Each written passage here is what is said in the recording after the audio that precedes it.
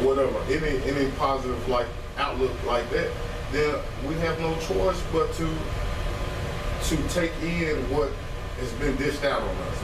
Like the brother said, the media, you know, they have these images, and all the images depict us in a negative stereotype. We are thugs, we black, and we all know that subconsciously we have been taught that black ain't nothing positive about black, nothing. So the first thing they're gonna throw is he's black. He's a black suspect. Okay. He's a young black suspect. Okay.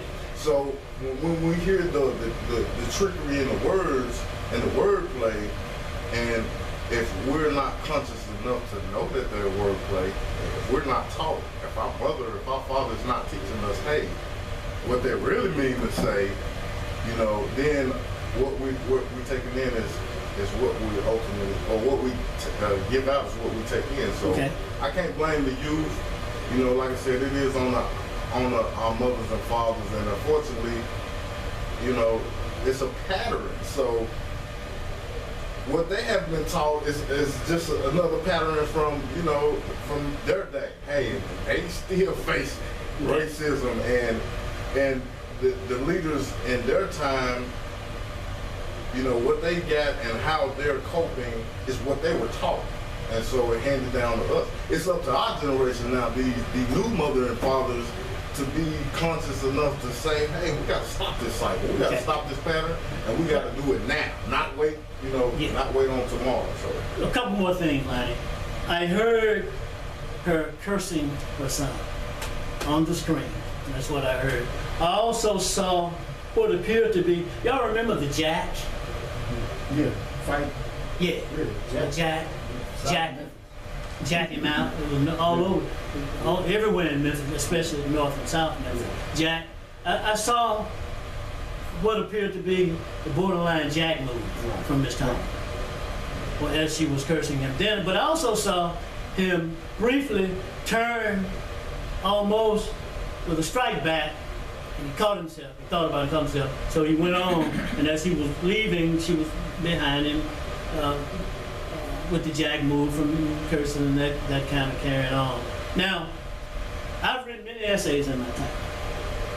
My first and favorite essay is where I come out totally against any kind of spanking or hitting or cursing a child, a baby, or even, well, grown folks sometimes we get a little upset and say everything. But would it have been more appropriate to approach her son at the event and say, let me talk to you? And somebody said that he was fighting white supremacy, racism. That's what he was doing. As a man, a young man. And I'm not advocating this, but we see. He was fighting for his future. Right. The way he saw his future ought to be. Yeah. Okay, old folks get involved because their future is gone. Okay, so, but he has a vision. He sees where he needs to go. Omar, you're in deep thought. Come on with it. You know, I don't see anything wrong with what she did, considering that you have armed police officers who could take his life and he'd be another criminal. Okay. If you want to fight with your enemy, you better come to the war. Okay. Appropriately attired. So she knew he was not appropriately attired. Okay. And she knew that she debarred him if she wasn't there to take him off the battlefield. Okay, she said that. To get him appropriately attired. The battle is not over. Okay. He's just taking a little rest, but he's on leave right now. Great point. Yeah, he's coming back. Because like Dr. Luke said, he know what he was out there. I can clearly see that. To go out there and do the battle. Yes, great point. I can clearly see that. Absolutely. Jeffrey, what do you think? Well, you know, I think that she could have. My honest opinion is that she could have did it a little bit differently. You know, I think that because the news and the media was there, ultimately it turned out, in my opinion, to be another negative image in the media for us. One, showing violence, two, showing disunity, and three, causing confusion. because there's been quite a few debates on whether she have been right or wrong over the past 2 weeks. And we find ourselves, you know, individually jumping from position to position. Well, hey, like Brother Chaluf said, this young man was fighting for what he believed in. And, you know, you can take the stance to say, well, hey, she kind of killed the spirit and the vision, or temporarily wounded the vision or the spirit of a young warrior. But just as Brother Baruti just explained, you know, he wasn't in proper attire. So the police are definitely ready to set one of us down at any point in time. So, you know, both of those positions are from our elders, and both of them are correct. That's what I got to say. Hey, Isaac, do we have a caller on the line? Isaac, are you there? There's no. I guess not at this time. Hey, young Zuri, if you have a question, text it to me. I'm waiting. Okay? All right? Talu, you said something last week about warriors engaging the enemy and African American women coming in between the warriors, African American warriors, and the enemy. Week before last, there was a woman, I don't know if you all saw, with a sign. The media approached her and asked her what was she doing. She said that she was protecting the police. My question, what is the role of African American women in this war? Well, you know, it's quite clear that there's some, some miscommunicating going on. Okay. A woman's role probably across the spectrum of our lives in the black community right now. We hardly ever get a chance to really criticize our women, you know, jointly for any behavior that we think they should not be displayed and these types of things. We kind of, more or less, we think silence is respect. And just let them keep on going in the direction they're going in, and some mysterious way, from some mysterious angle, they are self-correct. But that's not the case. The truth is, we do have to say to our women what type of behavior is acceptable, especially if we're engaged in any kind of fight. We all know this from our neighborhoods. See, Almighty God trained us from babies all in our neighborhood on how to be ready to fight.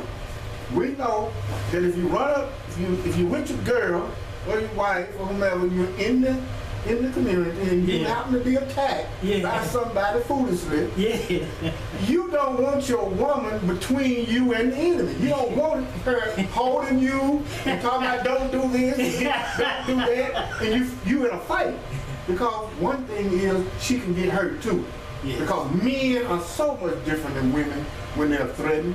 Our focus is 100% on defense and winning and survival. To her, it's men don't act right. Men don't do things properly. You know, but we want our women to understand this simple thing. That anytime we're engaged in a conflict of some kind, they are not, or they should not get between our point of interest and ourselves. That's a very, very dangerous position to be in. Okay? A lot of women have gotten in that position, and a lot of women have gotten hurt in that position. Okay, we lost our caller. Yes, sir. So the thing is, the point is, that's a behavior there. And especially when it comes to Caucasian men. The black woman, she is so protective of her man or her child, her male child, until she automatically wants to jump between the two of them, the white man and the black man, and she can't do it. Whatever our destiny is, the woman cannot protect us from it. It's ours. See, there comes a point in time when you do want to die for some good reason. We got a call. Go ahead. We want to die for a cause that advances our people. Okay. Don't stop us. Who's on the line, Isaac? Go ahead, Carl. You're on there. Hey, Jim, how are you? Great. Now, I was trying to make a comment on what was going on in Baltimore and about the actions of the mother. sometimes we look at situations at face value and we don't understand the reason why things happen or the reason why we should do things. Paul, can you speak up a little bit? Speak up a little bit, Paul. Oh, okay. I'm sorry. I got it. Can you hear me now? Yes. Can you hear me? Yeah. Yeah. I was calling because I wanted to say that, you know, when we have our youth out there protesting, sometimes as adults, we need to recognize that it's our responsibility to teach them the reasons why they're out there and how to go about doing it strategically. And I think that to have this blanket statement that all of us need to stop our children from protesting and rioting and all of those things put together is a misnomer. We should be able to constructively do things to effect a change. And right now, we as the adults haven't done anything constructively to guide those entities in the right direction. So that's the problem. It's not the problem that our children are standing up and speaking out for injustice. We just haven't taken on the responsibility to teach them how to go about doing it. And there's a way to do it. And there's a constructive, strategic way in which we can make changes in this country. And we have to recognize that. We shouldn't just jump on a bandwagon that we have to get on our children for protesting and rioting or whatever. You know, the same thing that goes on in our community goes on in other communities.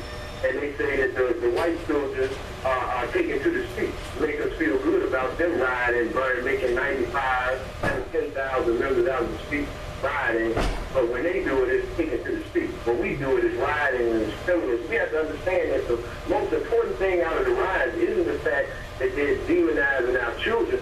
The fact that our children, our young men, end up having records that are felonies that keep them out of the economic system of this country. But when the white people do it, they give them a pat on the back, say, no, don't lock them up, because we want them to be productive members of the economic system, and we don't care about black people. So we have to recognize what our interests are and what our goals are, because what's right for us isn't necessarily right for the people in charge of this country. Okay. So Hey, Paul. Stop staying on the bandwagon. Thanks for your call, Paul. Omar, take that one. You know, that is the way they do us. We have always rioted for justice, and they riot for foolishness. And when we riot for justice, then they want to demonize us for standing up for that. And when they riot for foolishness, then it's all right. There's nothing wrong with that. They were just having a good time. They burn up police cars and burn down buildings, loot and rob, and then their records are expunged. The same thing happens in the juvenile court right here in Memphis. Our children go up for criminal charges, and then they get transported over to 201. Their children go to family court, and they go into therapy sessions. That has to end also, but until we come together as a people, nothing's going to change. Okay, do we have another call? Yes, this is James. Hey, James Alsabrook. Yeah, I was calling to let you know, did you hear about the 12 others that the government said gonna bring out behind us? The 12 what? It's the 12 more trains gonna explode this summer. Yeah, one of the pastors in Baltimore said. Yeah, well, that's just a cop of what's been happening in the future. There's about 12 more, the government over 12 more trains to explode. Okay. It might be our city. And what are they basing it on? Well, what I was about to say is that the one minister said that Baltimore is a breeding ground for more eruptions vis-a-vis all of the discussions that's taking place there. So real quick, we've got, Alsabrook, we've got 5 minutes. Can you tell us what they're basing these eruptions on? Well, you got provocateurs and the police department out on the streets is waiting for something to happen. Yeah. First they want a race war, and then they want civil unrest. Then they want put in bring the National Guards in. Turn everything down. Okay. Yeah. I think all of it is a problem with this one world government trying to come in. You think so? Okay, well, we're here to examine these issues. Lonnie, you've been talking all along about independence and taking control of our lives, and African Americans doing this and setting up programs. And I've got an idea as a result of what's been brewing on this show all the time. And I think that idea came more to fruition just now. And let me stop right there. Give us your take on it. Let's come this way. Jeffrey said he'd be right back. Okay, yes, I want to make a brief comment on what the brother's saying. I do feel too that what happened in Baltimore, one of the reasons why, the rest of the cities or other big cities such as Memphis is, it's a possibility anything can happen in, any day now, it's because the anxiety our people are feeling. We feeling that we are targeted and, we're not getting any what's the word? We're not getting any. There's a lot of them you can use. So try justice. But justice is the number one. Yeah, economic justice. Right. So we're not getting that, and we're seeing this pattern of, hey, we're waiting on somebody to give it to us. We're still waiting on that. Okay. And we're in that docile state where, we're going to be that domesticated puppy. We're waiting on that treat from master to come and feed us. But we've got 3 minutes. Real briefly, we are going to have to hold our leadership accountable in churches or whatever, politicians or whoever they position they claim. We're going to first have to hold them accountable as a group. And then until we hold them accountable and hold ourselves accountable, we're not going to. Nothing is going to change. Malcolm, he said something about waiting and being docile. And he's saying that has to stop. What's your take on those 2 words and the solution to that problem? We've got 2 minutes. We must move quickly. One key solution would definitely be to solidify the family triad, mother, father, and child. Undoubtedly. We also need, number 2, we need economic education. We need to understand resources, producing services and goods and things of that nature. Or else we'll always be consumers. We need to learn to be producers.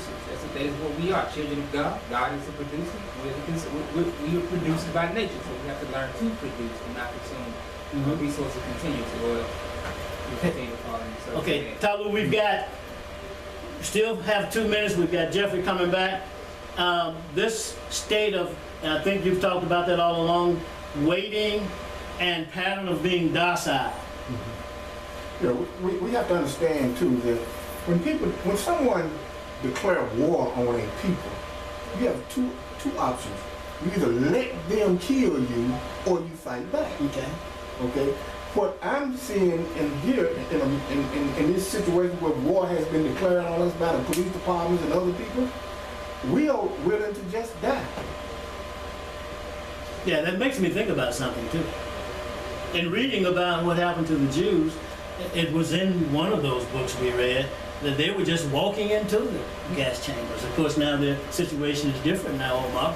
They were just talking about docile. They were just walking into the gas chambers there in Talut, is just saying that we're sitting up here allowing war to be perpetrated against us in all forms, shapes, and matters. Let me stop right there. We've got 1 minute.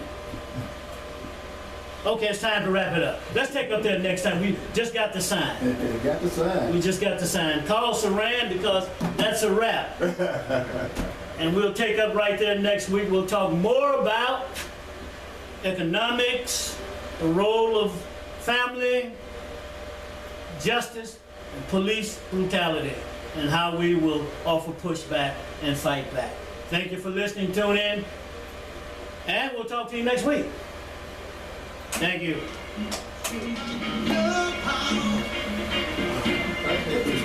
This is what y'all do every Sunday? This is what we do every Sunday.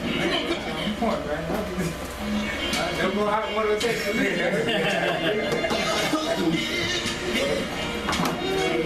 job.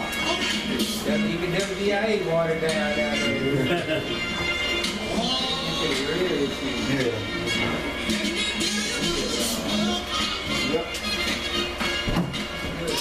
How did y'all come into contact with each other? And basically, like that. I was listening to the 8 hour show.